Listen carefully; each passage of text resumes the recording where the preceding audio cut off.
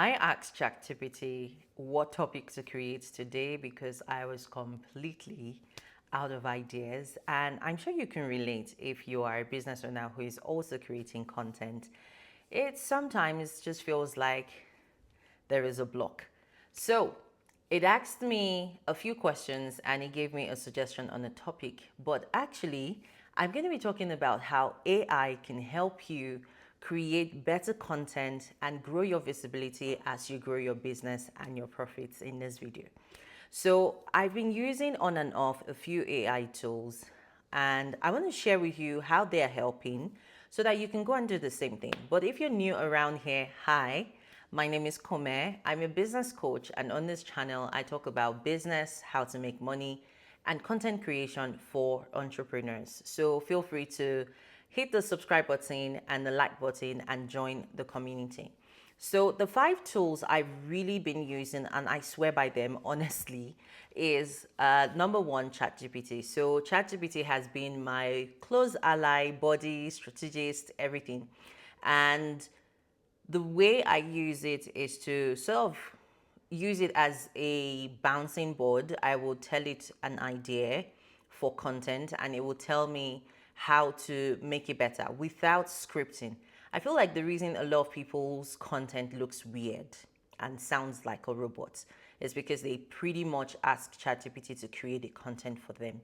I'm not asking it to create the content. I basically say something like, hey, I want to create a video today for my YouTube channel. What would you suggest as a good topic based on what you know about me? And so today, for example, the topic is spat out was talk about your biggest lesson from 2025, which is a very good topic actually. And so what I then do is I will take that topic and I would unscripted, like without scripting, I would create the video. So I don't use ChatGPT to script the video or anything else. Now, the second way I've been using ChatGPT to stay consistent with content, and I think is a good move for anyone, is I've actually been using it for my thumbnails. Now, not to create my thumbnails because that would just look really AI and just weird. So what I've been doing instead is I would tell it the video idea. I would tell it some of the things that I'm including in the video, and then I would say, can you give me an idea for a catchy thumbnail that is also going to hook the audience into wanting to watch the video? And if you see one of my videos, the one that had I was demonetized on YouTube and it had sort of like this shocked face with the background and everything, I pretty much asked ChatGPT for an idea. Now it explains the idea and then I ask it for a visual thumbnail, or sorry, visual hook.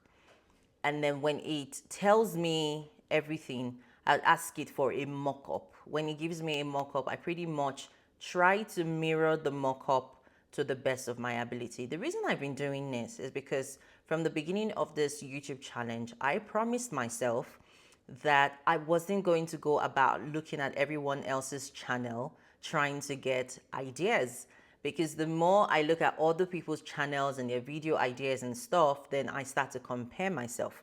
So this using ChatGPT has been a way to not go down that route. The second AI tool that I've been using and I love is Captions. Now, what Captions does is it pretty much gives you captions on your videos, but you can choose what style you want so that your videos stay engaging. I haven't used it as much for YouTube because YouTube already has auto-generated captions. So what I use it for instead is the short clips from my YouTube videos. I put it into Captions. It generates a lovely looking, engaging caption, and I can clip some of the things. I can clip some of the video, like reduce it, make it catchy, and I can post it on other platforms like Facebook and Instagram. And that has worked really well so far. I haven't done much as I would like, but it's something I'm going to continue using. So that's where Caption comes in. So if you're the kind of person that you like the way captions have different colors and they are moving all about the screen, that is the AI tool for you. I also love the fact that it just pretty much transcribes everything and you can take your transcription and make it into a blog post, or a caption for your post, something like that. Now, the third tool is Gemini. A friend of mine showed me that you can use Gemini to change the color of your outfits in a photograph. I promise you, I didn't know about this. I was blown away. And so since then, I've been playing around with Gemini when it comes to adding style to my outfits or changing the color or just editing it in general. And it has been working really well. So some of the photos that I've used were actually AI enhanced because I asked it to clean it up or change the outfit. And I've really enjoyed the process. The fourth tool that I've been using, and it came as a surprise to me, and which is Canva Pro. Now, I've had Canva Pro for years and years, I think for like 4 years now, but I've never used their AI photo generator or background generator. So anyway, recently, the more I've been creating videos here on YouTube, I realized that having the same background in my thumbnail can be a bit boring. So what I've been using Canva to do is something called Magic Background. And so what I've been using it to do is create a realistic looking background. This is the one I used in my background where it had like a bookstore or a bookshop at the back. It's also the one I used in the video where I said no one is watching your content, and it sort of created my photo sitting in front of a window. And I've really enjoyed the experience. But guess what? It doesn't stop there. Using Canva has allowed me to also create pictures from nothing. Like I just put my image in it and then like replicate this, and I give it extra instructions. So you might want to try that out. It also has its own AI photo generator. So I love that. I've also used it by giving it instructions for like how to arrange fonts and things like that. So Canva Pro is also realistic. I think it costs about $15 a month, but I promise you it is worth every penny, especially because that's where I design all my thumbnails, everything, all my graphics and everything.